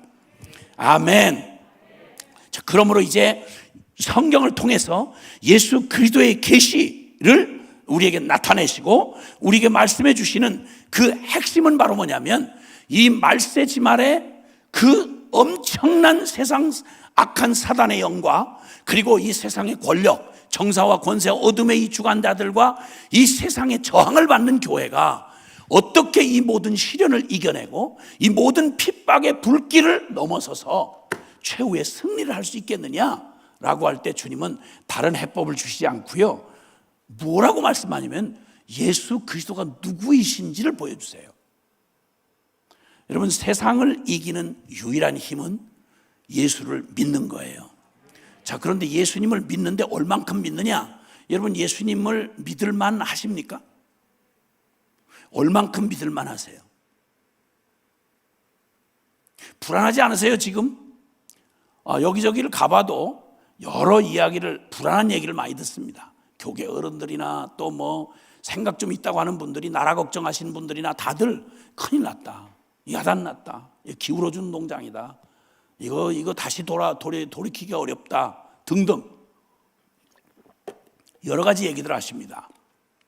코로나 사태를 통해서 한 마녀 교회가 문을 닫았다 이런 얘기가 있고요, 한 100만 넘는 그리스도인들이, 예수 믿는 사람들이 자취를 감췄다 이런 얘기도 불길하지만, 이런 얘기를 뭐 정확한 건 아닌데 대략으로 지금 이런저런 통계 수치로 이렇게 나타나 있는 장면입니다.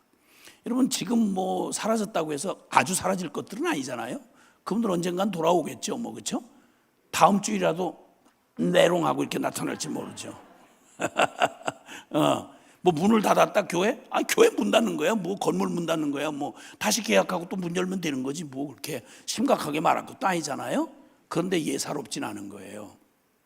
여러분 이 모든 상황 정확한 통계를 가지고 아무리 걱정스러운 미래를 얘기한다고 해도 여러분 백문일답 딱 얘기는 딱 하나예요. 그럼에도 불구하고 너 예수님 믿니?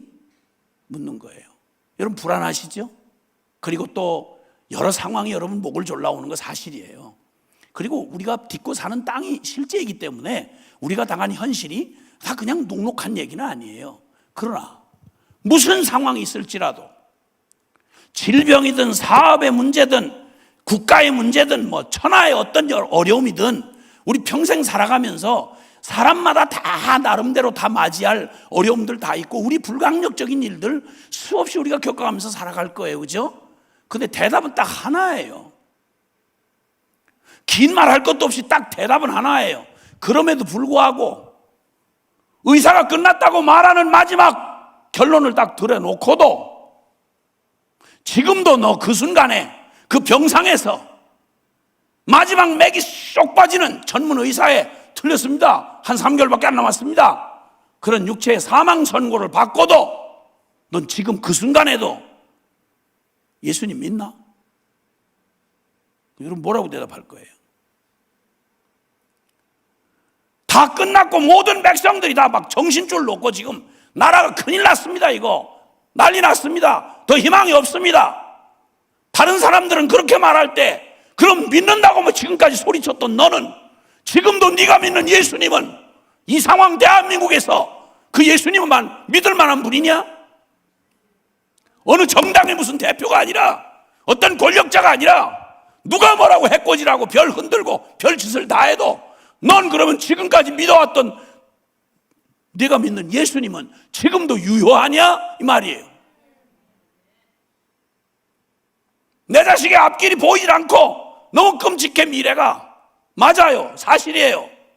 그럼에도 불구하고 넌 그 속에서 넌 그 모든 것보다 넌 정말 예수님을 믿냐?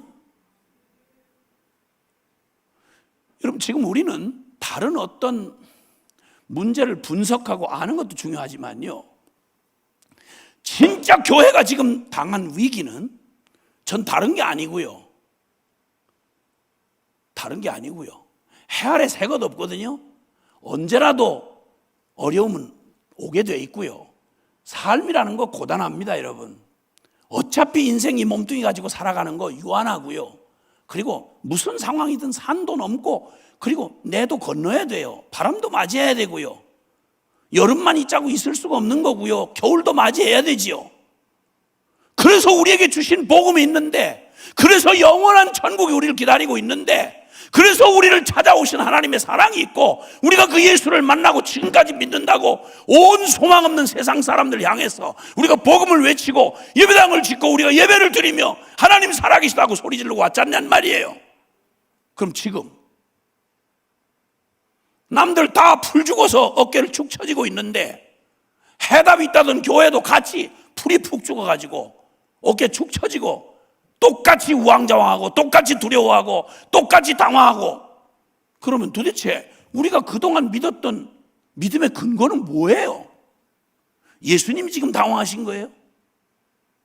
예수님이 맥 빠지신 거야? 예수님이 어떤 정치 권력에 벌벌 떨고 계신 거야? 예수님의 의사의 소견에 그냥 나도 어쩔 수 없다 야 이러고 당황하시는 거예요? 그런 예수님 믿었어요? 아니, 우리 직면하지 않을 수가 없어요. 진짜 위기는요, 이 상황이 위기가 아니고요. 6.25도 지났어요. 일제 36년도 지나고 살아남은 민족이라고요. 진짜 문제는 이 역사에 해결을 쥐고 있다고 하는 복음을 가지고 있는 교회가, 아니 교회가 6만 교회에다가 1200만 개신교인이 있다는데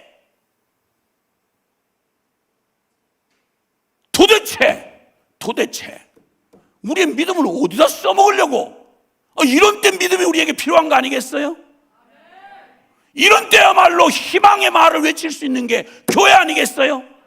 이런 때야말로 인생의 허접한 눈에 보이는 거 미쳐 살아가던 인생들에게 진짜를 바라보도록 진짜를 보여주고 참 소망을 말해줄 게 교회 아니겠어요? 아멘. 근데 여러분의 믿음은 안녕하시냐 이거예요. 그 말 묻는 거예요. 관건은 딱 하나예요. 여러분 뭘 믿었고 그리고 그 믿는다고 하는 믿음은 안녕하시냐 묻지 않을 수가 없어요. 아니 그걸 믿는다는데 왜 한국교회는 기도를 안 하죠? 한국교회는 왜 기도를 안 하냐고. 제가 기도 동원하면서 돌아다닌 사람 아닙니까? 아니 그럼 위기다 뭐다 뭐 여러 얘기를 했으면 아니 병나면 자기 병을 고칠 수 있는 전문의를 찾아가는 게 당연 지극한 일이고 아니 저거에 박스에 쌀 떨어졌으면 쌀 얻을 수 있는데 찾아가는 게 당연한 거 아니겠어요? 교회는 살아계신 하나님을 믿는다고 말하는 그 놀라운 복음의 비밀을 가지고 있는데 그것도 예수 이름으로 구하면 천하의 성경에 약속된 하나님의 약속 중에 하나님이 그냥 한 번만 약속을 해도 천지가 뒤집어지고 다 거꾸로 져도 하나님의 말씀은 세세토록 변하지 않고 반드시 이루어지거든요. 그런데 약속 중에 삼중적으로 약속을 계속해 놓으신 말씀이 기도에 대한 약속이에요. 기도에 대한 약속. 그냥 대강 아는 것만 해도 구하라, 찾으라, 문을 두드리라. 구하면 얻을 것이요, 찾으면 찾을 것이요, 문을 두드리면 열릴 거다. 너 앞길이 닫혔냐? 꽉 막혔냐? 너 완전히 네 손에서 잡을 게 없이 다 잃어버렸냐? 네가 찾고 구하고 두드리면 그게 무슨 상황이든지 구할 상황이면 내가 얻게 해줄 것이고 찾을 상황이면 찾게 해줄 것이고 꽉 닫혀 있으면 문이 없고 갈 길이 없다 그러면 두드려라, 나한테 두드려라. 그러면 내가 열려지게 하리라. 아멘. 도대체 이 약속은 제일 먼저 살아있는 신앙의 반응이 보였어야 될 게 한국교회가 위기에 닥쳤을 때 막 정치적인 운동을 하자, 뭐 갖다 뒤집어 버리자, 뭘 어떻게 하자, 뭐 이거 이래야 된다. 우왕좌왕 당황하기보다 제일 먼저 나타났어야 할 건강한 모습이 있었다면 기도했어야 될 거 아니에요, 기도. 근데 신앙 실력이 그대로 드러난 거죠. 간신히 그죠. 기도 아예 안 하고 그냥 예배당만 왔다 갔다 하는 교인이야 더 말할 것도 없고, 기도 좀 한다던 사람들도 늘 그냥 목회자가 그냥 대신 기도해주고 새벽 기도 나왔다고 해도 자기 기도할 줄도 모르는 교인 태반이고, 다른 사람 그만 놓고 장로님은 기도하셨나? 나라가 이 꼴인데, 교회가 이 지경인데 권사님은 기도 좀 하셨어? 이 비상한 때에, 이 기가 막힌 위기를 지나는 때에 한껏 먹고 산 우리야 가면 그만이지만 내 자식들한테 어떻게 맡겨놓을 만해요? 이 나라? 이 교회 앞으로 이렇게 가면 되겠어요? 집사님은 뭐 하는 거야 도대체? 그 신앙을 어디다 써먹을 신앙이야? 제일 먼저 보였어야 될 게, 그래서 오죽하면 영적인 호흡이라고 그러잖아. 호흡. 몸뚱이는 멀쩡한데 숨을 안 쉬면 그걸 죽었다고 말한단 말입니다. 심폐소생술부터 한다고요. 그럼 교회가 그 잘난 신학자가 많은데 이 신학자분들 기도 좀 많이 하셨을까? 이 똑똑한 기독교회 그 단체에 계신 분들, 그 서슬퍼렇게 뭐 이러니 저러니 남 정죄하고 판단 잘하시는 어른들, 그냥 말대답이 아니라 하나님 말 다 알고 계시는데 하나님 앞에 기도 좀 하셨나? 우리가 무슨 정신통이라는 데입니까 여기? 교회가 여기 정신통이라는데요? 철학 강습소입니까? 정신치유소입니까 여기가? 아니 하나님을 만나지 못한다면, 주님의 임재가 없는 예배라면 이거보다 진짜 역겹고 이거보다 해악적인 종교 집단이 없잖아요. 뭔 긴 말이 필요할까요? 어떤 말로 설득을 할까요?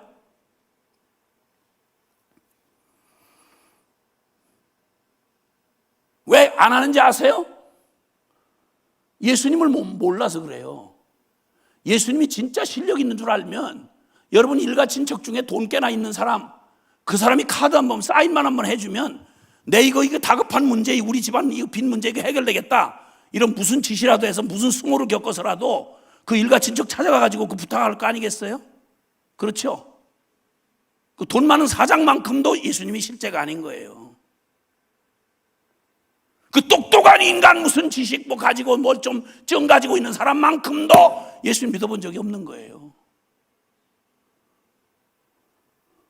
이제는 우리 말장난은 오늘까지로 충분해요. 적어도 이제 제대로, 앞서 말했지만 너 믿음대로 될지어다 이러면 여러분 믿음 그대로 만약 된다 그러면 그 믿음 그대로 가지고 계셔도 괜찮겠어요? 네 믿음만큼만 네가 얻게 될 거다 괜찮겠냐고요?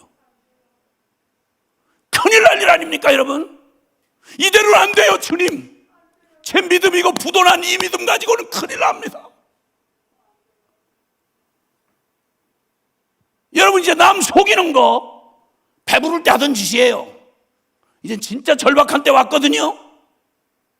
이때가 어쩌면 위기가 그냥 위기가 될 수 있고 망하는 위기가 될 수 있고, 아니면 기가 막히게 우리가 지금까지 못 고쳤던 버르장머리 고치고 제대로 우리의 믿음을 다시 재건축하는, 리모델링하는 거 말고 그 헌집 갖다 고치는 거 말고 확 밀어버리고 재건축하는, 우리의 신앙을 재건축하는 기가 막힌 기회를 하나님이 허락해 주신 겁니다. 아멘. 우리의 터를 다시 확인해 봅시다. 내 믿음의 터는 정말 예수 그리스도이신가? 예수 그리스도인데 마태복음 16장 16절 이하에 예수 그리스도, 당신 예수는 주는 그리스도시요 살아계신 하나님의 아들이시니이다. 이 고백의 터 위에 내가 내 교회를 세우리라. 여러분, 교회는 인간들의 집단 아닙니다. 여러분, 교회는 살아계신 예수 그리스도가 집으로 비유로 하면 이 터에 모든 게 달려있듯이 교회는 예수 그리스도 빼면 모든 게 다 무너져버리는 거예요. 나의 모든 가정생활, 나의 직장 사업, 나의 모든, 내 인생의 모든 것, 여러분의 그 사상 철학, 예수님 그 안에 있습니까? 예수님이 정말 기초가 돼 있나요? 어줍지 않게 주워들은 철학, 사상, 어줍지 않게 들어 배운 여러분의 경험, 거기 예수님이 정말 기반입니까? 정말 터가 되셨습니까? 이 교회는 뛰어난 어떤 분에 의해서 교회가 존재하는 거 아닙니다. 교회는 예수 그리스도여야 합니다. 아멘. 눈에 보이는 건 다 사라져가도 예수 그리스도가 터가 된 교회는 영원히 누구도 흔들 수 없습니다. 여러분, 그 예수 그리스도가 누군지를 아는 게 너무너무 중요합니다. 여기 지금 전부 다 이 시대 마지막을 만났던 요한계시록을 여기에 듣던 바로 그때 언급된 교회만 에서부터 사빌라의 7교회입니다. 초대교회 7개만 있다는 말이 아니고 7이라는 완전수를 비유로 해서 모든 이 땅에 존재하는 교회들을 향해서 하신 말씀입니다. 근데 이 말씀을 하시면서 거듭거듭 결론적으로 말씀하는 건 너희가 지금 로마가 얼마나 어마어마한지, 이 세상의 정사와 권세와 이 주관자들이 얼마나 악착스러운 정치적인 모함을 가지고 세력을 가지고 여론을 일으켜서 교회를 완전히 잡아 죽이려고 하는지, 이게 얼마나 위험한 때인지, 이런 거 분석하지 말아라. 이런 거 분석하지 말아라. 네가 기억해야 될 건 교회의 머리는 예수 그리스도이시다. 그리고 그 예수 그리스도는 네가 두려워하는 거 그거하고는 비교가 할 수 없을 만큼 만왕의 왕이시며 영원한 하나님이시며, 할렐루야, 그분은 전지하시고 전능한 하나님이시다. 주님께서 우리의 믿음을 얘기하실 때 믿음은 억지로 믿어라 되는 게 아닙니다. 아는 만큼 믿어지는 거예요. 그러니까 내 믿음이 잘 안 자란다, 내 믿음이 안 생기다, 이런 말은 예수님을 톡아놓고 말해서 예수님 잘 모른다는 말이에요. 예수님 모르니까 믿어지질 않는 거예요. 아니, 믿지 않는 사람한테 내가 어떻게 내 인생을 맡깁니까? 내 돈인들 내가 벌어놓은 적금 들어오는 거 단돈 몇천 원만이라도 믿지 못하는 사람한테 어떻게 그 돈을 맡기겠어요? 그렇죠? 맞아요. 예수님 믿음이 안 생긴다는 말은 죄송한 말인데 예수님 누구신지를 모르기 때문에 그래요. 그러니까 세상의 모든 다른 권력이 커 보이고 문제가 커 보인다는 말은 내가 예수님을 알 만큼 제대로 모르기 때문에 그렇다는 거예요. 그러니까 주님은 이때 말씀을 하시면서 주님이 여기서 말씀하신 결론 같은 요한계시록 결론은 뭐라고 말하냐면 예수님이 누구신지에 대해서 말하는 거예요. 여기 보세요. 4절부터 요한은 아시아에 있는 7 교회에 편지하노니 이제도 계시고 전에도 계셨고 장차 오실 이와 그의 보좌 앞에 있는 7 영과 또 충성된 증인으로 죽은 자들 가운데서 먼저 나시고, 자, 여기 주님이 쭉 말씀하시죠. 땅의 임금들의 머리가 되신 예수 그리스도로 말미암아 은혜와 평강이 너에게 있기를 원하노라. 여러분, 예수 믿는 사람에게 찾아오는 주님의 선물이 은혜와 평강입니다. 아무도 그 심령을 흔들어 놓을 수가 없습니다. 근데 그가 아는 예수님이 누군가 아니? 주님이 이 교회들을 향해서 다시 말씀하는 거예요. 자, 예수 그리스도에 계시다. 요한계시록을 통해서 말하고자 하는 이 얘기는 예수 그리스도의 권위를 가지고 하는 말씀이다. 어떤 대통령의 담화문보다도, 어떤 실권자의 독트린보다도 예수 그리스도의 계시다 그러면 천하가 다 덤벼들어도 예수 그리스도의 계시를 흔들거나 변화시키거나 스탑시키고 방해할 자는 천하에 없습니다, 여러분. 그러므로 예수 그리스도의 권위로 주시는 예수 그리스도의 계시가 우리에게 뭐라고 말하는지를 눈을 크게 뜨고 지켜봐야 되는 겁니다. 어떻게 되겠다는 거야? 교회는 앞으로 어떻게 된다는 말이야? 저 무시무시한 저 로마, 해가 지지 않을 거라고 하던 저 로마의 저 어마무시한 권세는 저건 결국 교회를 짓밟고 결국 교회를 뿌리채 뽑아버릴 건가? 어떻게 된다는 얘기야? 교회의 운명은 어떻게 되고 저 로마의 운명은 어떻게 될 건가? 여러분, 성경에 이미 로마의 운명에 대해서 다 이미 수백 년 전부터 여기다 계시되어 있었어요. 그대로 동로마 서로마 갈라질 것까지 예언을 해놨어요. 언제? 주전 500년 전에, BC 500년 전에. 그 얘기가 세월이 아무리 가도 정확하게 하나님의 말씀 그대로 이루어져요. 천하가 다 덤벼들어도 주의 말씀의 1.1획도 흔들 수가 없어요. 조롱하고 성경을 불태우고 별 발광을 다 해도 그들은 죽고 썩어 구데기밥이 돼도, 인간놈은 죽어 썩어 구데기밥이 돼도 살아계신 하나님의 말씀은, 그들이 조롱하고 불태워버린 하나님의 말씀은 영원히 살아서 이루어지고 마는 것입니다, 여러분. 아멘, 아멘, 아멘. 그 예수님이 누구냐는 거예요. 똑똑히 들으시길 바랍니다. 그 예수님은 오늘 살아계신 주님이십니다. 여기 말씀하세요. 이제도 계시고 지금 현재형으로 계시고 전에도 계셨고 이전의 역사 속에 일어났던 위대한 하나님의 사람들을 통하여 당신의 계시를 보여주셨던, 애굽에 저 종살이하던 이스라엘을 400년 노예 생활하던 그들을 아브라함에게 한 줄의 언약을 기억하사 그들을 완전히 애굽을 그냥 완전히 꼼짝 못하게 하시고 하나님의 초자연적인 권능으로 애굽에서 400년 만에 이스라엘 백성을 양새끼 한 마리 놓치지 아니하고 고스란히 뽑아서 약속의 땅 가나안에 완벽하게 들여놓으신 하나님, 전에도 계신 하나님이에요. 아멘. 아브라함에게 한 약속을 그대로 이루신 하나님, 출애굽을 그대로 이루신 하나님, 하나님의 신실한 종들에게 약속한 말을 철저히 엘리야의 하나님, 모세의 하나님, 다윗의 하나님, 다니엘의 하나님, 요셉의 하나님, 할렐루야! 그 하나님이 바로 저와 여러분의 오늘 우리가 부르는 똑같은 그분, 현재도 계신 주님이며 전에도 계신 주님이셨고, 그리고 여기 계시를 통해서 말하는 앞으로 어떻게 되지요? 라고 말할 때 예수 그리스도의 계시야, 이렇게 말씀할 수 있는 바로 미래에도 살아계신 하나님이십니다. 아브라함과 이삭과 야곱의 하나님 여호와는 바로 지금 나의 하나님이십니다. 그분은 살아 계십니다.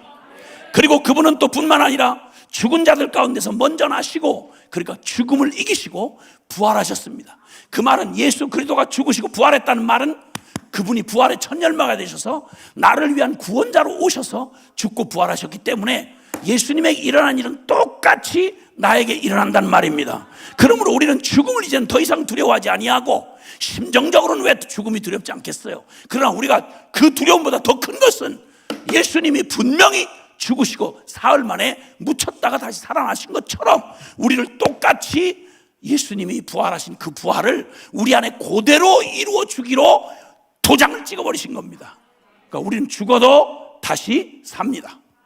나를 믿는 자는 죽어도 살겠고 살아서 나를 믿는 자는 영원히 죽지 아니하리라. 여러분, 코로나가 무서운 거는 죽으면 어떡하나 이것 때문에 무서운 거 아니에요. 근데 솔직한 말로 그리스도인이야말로 죽음에 관한 모든 문제를 예수 그리스도가 여기 죽음 가운데서 부활하신 예수 그리스도, 내가 믿는 주님이, 예수님이 죽고 부활했단 말은 예수님이 그럴 필요가 있는 게 아니라 저와 여러분 아니었으면 그렇게 하실 이유가 없어요. 나의 자격과 내 이름으로 주님이 심판받아 죽으시고 죄의 문제를 끝장내셨고, 그리고 이제 죽음의 권세를 깨뜨리고 부활하셨다는 말은 내가 그분 안에서 이미 부활을 받아 놓았다 이 말입니다. 할렐루야. 이 부활의 영광을 빨리 보고 싶으십니까? 빨리 돌아가세요. 그러면 죽음 없이는 부활이 있을 수가 없기 때문에 아무리 급해도 여러분 조금은 좀 참으세요. 죽어야 부활을 경험할 수 있는 거예요. 할렐루야.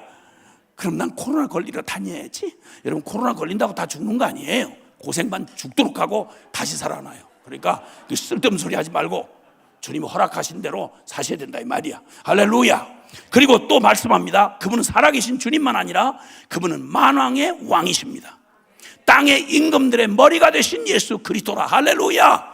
저 미친 발광을 하던 로마의 저 네로 황제, 그놈이 펄펄 로마에 불을 질러놓고 기독교인들이 불 질렀다고 하면서 그 미친 로마의 황제 네로 그놈도, 그놈의 머리가 바로 그분의 그 왕의, 로마 황제의 왕의 왕 되신 분이 만왕의 왕이 예수 그리스도이십니다. 아멘. 아무리 역사 속에 발광을 하고 발악을 해도 스탈린은 공산주의 혁명하면서 수천만 명 그리스도인을 죽였습니다.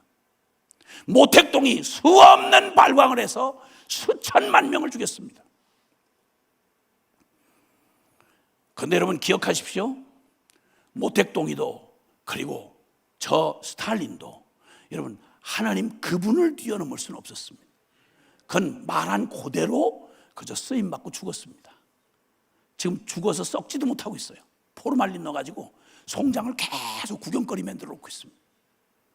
그놈 주둥이 터졌을 때 하는 말이 하늘에 있는 하나님 신을, 하나님이란 신을, 기독교의 하나님을 끌어내려서 인민의 구경거리가 되게 하겠다고 떠들던 놈이었습니다.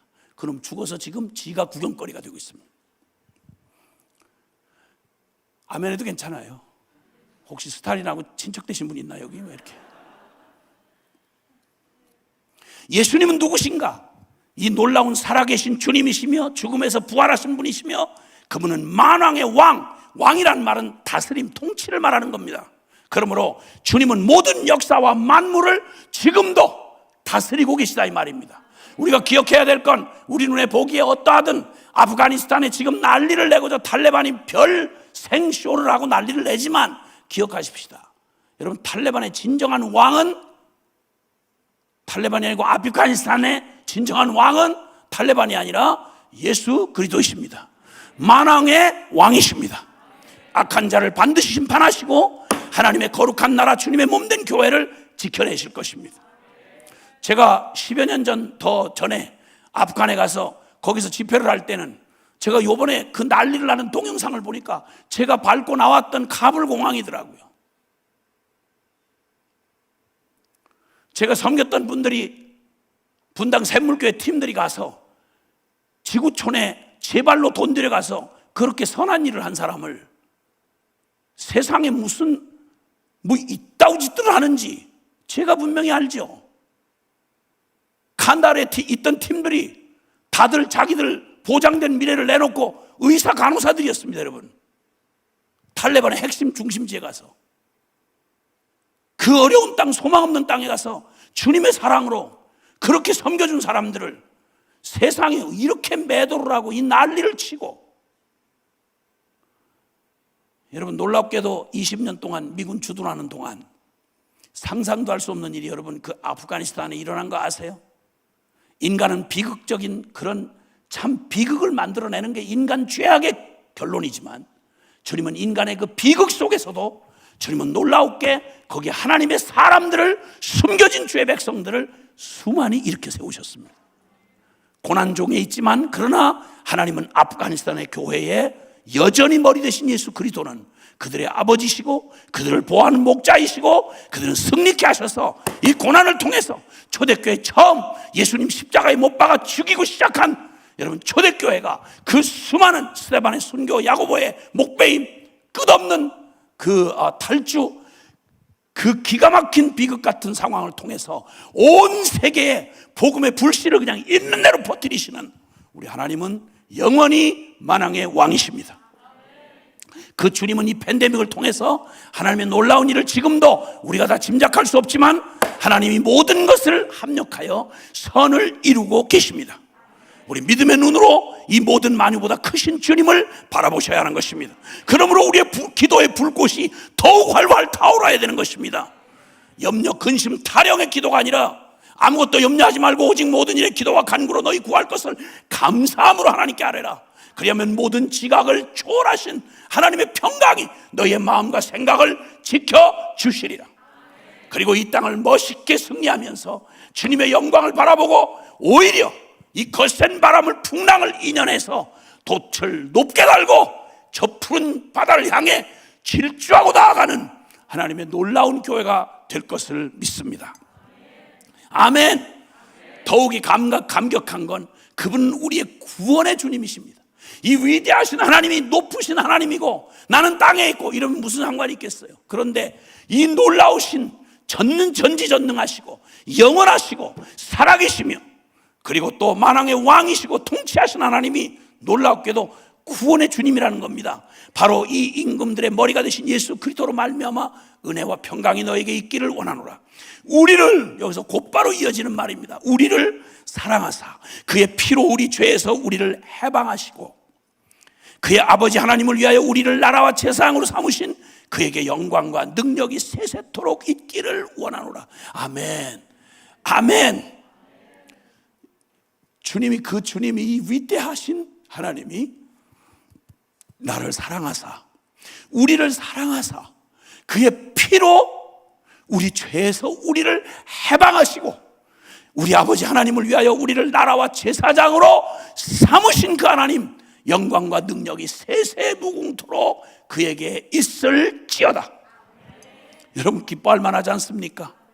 여러분 이 암울하던 때 초대교회 1세기 말에 주님께서 정말 사도 요한 어린아이를 불 가운데 두고 가는 것 같이 안타까운 믿음의 자녀들을 두고 아버지 앞에 저 발모섬에 자신도 고난을 받으면서 완전히 채찍맞고 거기서 고난당하면서 그 속에서 성령 하나님이 그 교회를 위해서 기도하는 늙은 아비의 심정으로 기도하는 교회를 두고 가는 그 아비된 요한의 심령 속에 성령이 임하셔서 예수 그리스도의 계시를 그에게 들려주시는데 우리가 말하는 로마가 언제 망할 거다, 이것들이 어떻게 해서 이렇게 해서 정치적으로 승리할 거다 이런 따위의 얘기를 하시지 않았고 놀라웠게도 주님은 예수 그리스도의 계시라고 하는 그 위엄찬 주님의 계시를 주시면서 주님 예수 그리스도가 누구이신지를 우리가 믿게 되고 우리가 생명을 얻었던 예수가 누구인지를 알게 하시는 그 계시가 우리에게 주어지는 겁니다.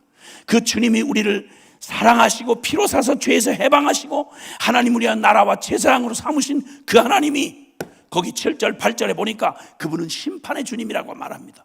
알파와 오메가가 되신다. 역사가 시작부터 끝까지 하나님의 손길에서 벗어난 역사가 없다는 겁니다. 여러분 아멘이십니까?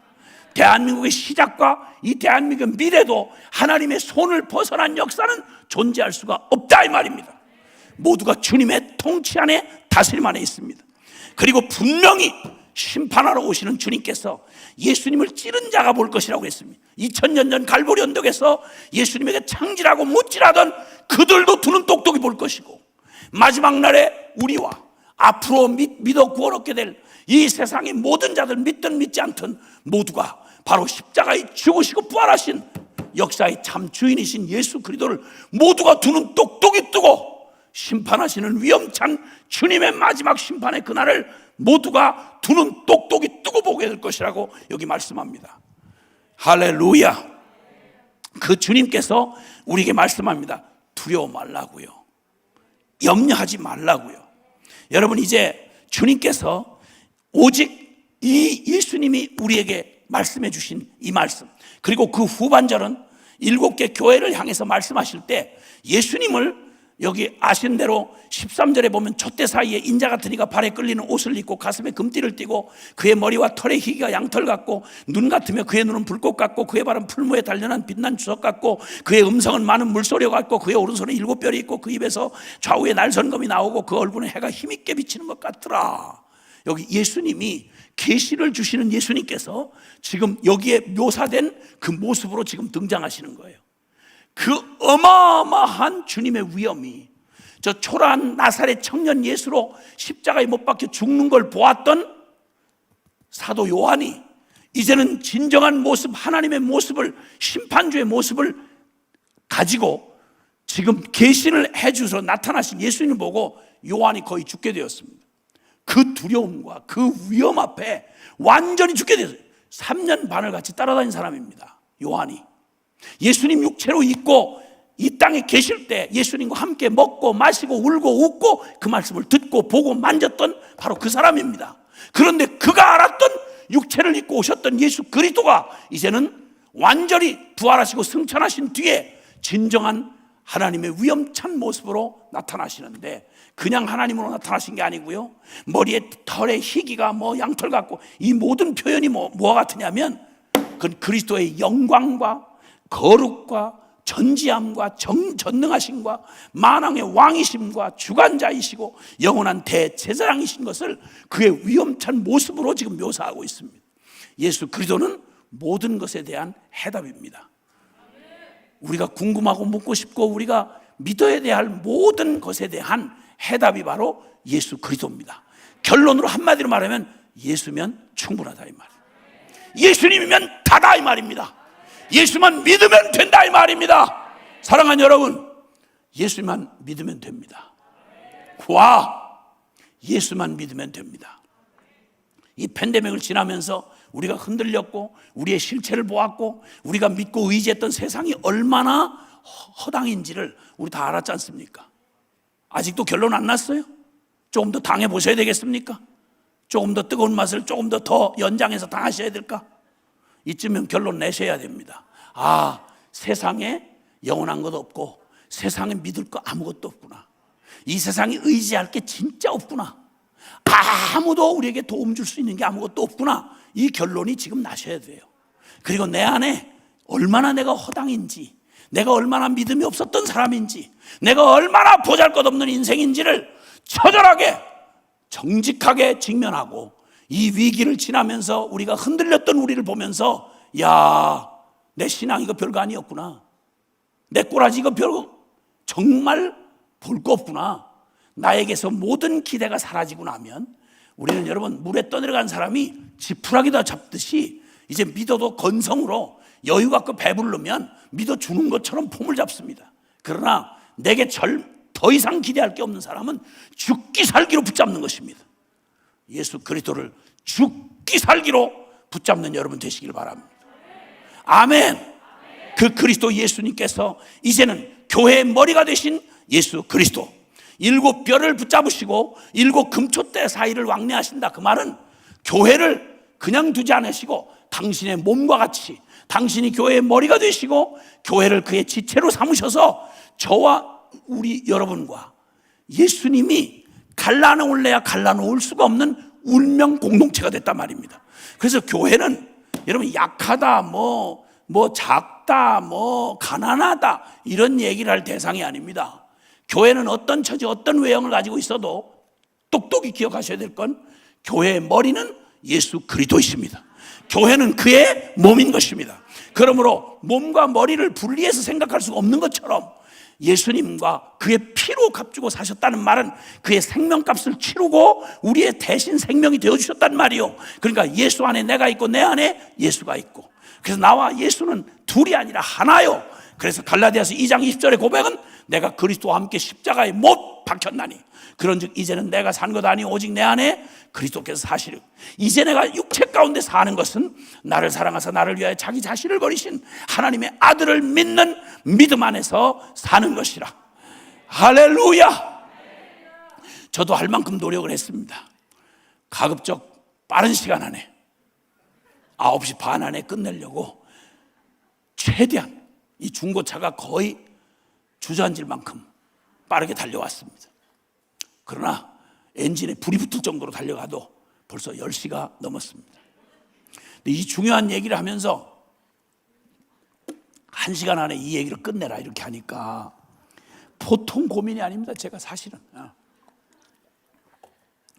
아니 종기 하나만 잘래도, 여러분 어디 가서 병원 가서 종기 하나만 잘래도 그 나중에 수술하고 드레싱하고 이러려면 시간이 보통 1시간 반 이상 걸리는데, 영혼의 우리 문제를 총체적으로 지금 이렇게 다루는 얘기를 하는데 1시간 반에 안 끝났다고 해서 인상 쓰고 막 이렇게 지금 몇 시인데 지금 인간단이야 뭐 이런 소리를 한다는 건 진짜 인간단이에요. 정말 끝내겠어요. 얼른 끝내는데 회의를 하고 한 가지 묻고 싶은 거예요. 여러분, 이 시간을 지나고 오늘 이 계시록의 말씀을 주시면서 이게 이후에 많은 모든 이야기, 우리의 관심사에 뭐 여러 가지 신기한 얘기, 뭐 환상, 비유, 여러분 역사의 많은 것들에 대해서 훗날에 무슨 일이 일어나나 이런 거에 관심이 많으신데, 제발 좀 그건 여러분이 이렇게 하거나 저렇게 하거나 손댈 수 있는 일이 아니에요. 그렇게 되어진다는 것이, 여러분 그냥 그 속에서 여러분 뭘 해야 되는 거 아니? 예수 믿으라 이 말이에요. 이 예수님을 바로 알고 지금 여기 보여주신 이 사실을, 예수님을 알고 나면 그 다음에 요한계시록은 계속해서요, 그런 막 두렵고 막 무서운 재앙, 뭐 하나님의 심판, 이게 주제가 아니고요, 그 사이사이 더 많은 게 바로 뭐냐면 그 모든 두려운 현실에 막 두려워하는 우리의 심정을 아시니까 항상 그 얘기보다 더 많은 얘기가 하늘의 예배의 장면을 보여주세요. 하늘의 보좌를, 그리고 하나님의 영광과 능력과 축복을 우리에게 보여주시면서 바로 이 하나님의 사랑을 받은 게 바로 너야. 너를 위해서 그 하나밖에 없는 아들을 주신 하나님이야. 너에게 왕같은 제사장 직무를 주었어. 너희들의 기도가 이 역사를 이루어가는 거야. 너희들의 순종이 교회가 아무리 초라해 보여도 우리에게 주신 이 왕권, 오늘 아까 말한 나라와 제사장을 삼으신 주님의 이 사명, 우리는 별거 아닌 것 같은데 주님의 복음을 들고 기도에 순종을 하는 이 제사장 직분을 우리가 감당하는 저와 여러분의 보잘것없어 보이는 그 순종이, 나는 그릇이 질그릇 같은데 이 질그릇 안에 계신 분이 예수 그리스도야. 나는 기도가 허술한데 그 응답하시는 주님이 너무 위대한 주님이야. 그러니까 온 세상의 역사가 바로 저 청와대에 있고 저 백악관에 있는 게 아니라 너희의 기도에 달려있다고 주님이 말씀하는 거예요. 이게 성경이 말하는, 요한계시록이 말하는 그 얘기라고요. 오늘 그 주님이 피로 사서 우리를 하나님 앞에 들이시고 그 하나님이 당신의 나라와 제사장을 삼으셨도다 너희를. 할렐루야, 아멘. 그 하나님이 바로 살아계신 하나님, 만왕의 왕, 구원의 주님, 심판의 주님이고 교회의 머리가 되신 주님이라는 걸 안 우리가 이제 우리가 무엇을 해야 할지를 여러분 기억해야 하는 것입니다. 오직 세상 끝날까지 너희와 항상 함께 있으리라고 얘기하셨던 예수 그리스도는 말 그대로 우리의 영혼 깊은 곳에 성령으로, 예수의 영이신 성령을 보내셔서 우리와 자나 깨나 앉으나 서나 운명적으로 예수와 분리될 수가 없는 오직 그 생명을 가지고 믿음으로 살아가는 사람, 그 사람은 이제 말로 이제 예수님 믿고 가장 단순하고 명확한 결론인데, 여러분 말씀과 기도로 살아가는 거예요. 이 일만 우리 교회 안에 일어난다면 여러분 우리는 하나님의 영광의 역사를 보게 될 것입니다. 이 모든 비극적인 인간들의 저지르는 죄로 말미암은 이 세상의 비극 속에서 하나님이 어떤 구원의 역사를 이루시는지, 나의 이 절망적이고 소망 없는 나의 인생에서 내가 결론 딱 내고 예수만 믿기로 결정하고 예수 믿는 사람이 어떤 방식으로 사는 거 아니? 오직 말씀과 기도로 사는 겁니다. 그럼 그 순종을 보이기 시작할 때 하나님의 교회가 말씀과 기도로 각 사람이 오직 예수님을 믿는 믿음으로 우리가 회복될 때 하나님 그 영광을 주님 나타내 보이시는데 아무도 거스릴 수 없는 하나님의 생명의 역사를 이루어 가시는 것입니다.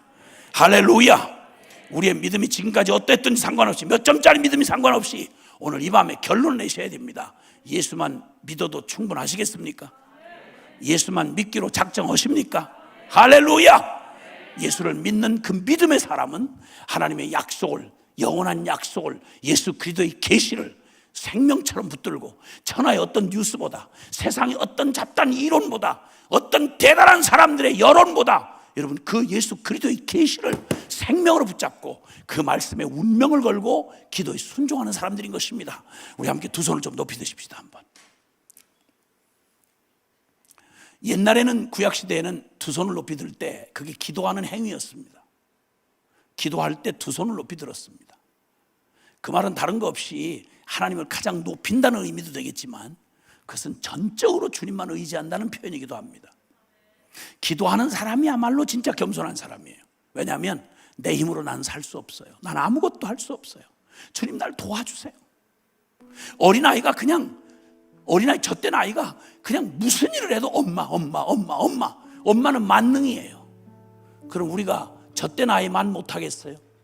살아계신 우리 주님 앞에서 그냥 엄마 하듯이 눈을 뜨면서부터 잠자리에 들 때까지 주여 내 똑똑해서 내 힘으로 살아가거나 행할 수 있는 일이 아무것도 없다는 것쯤은 인생 좀 진지하게 살아본 사람들이면 아시잖아요. 여러분 내 뱃속으로 낸 자식도 내 마음대로 못하잖아요.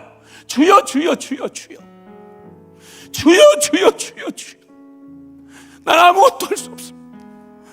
난 아무것도 할 수 없습니다.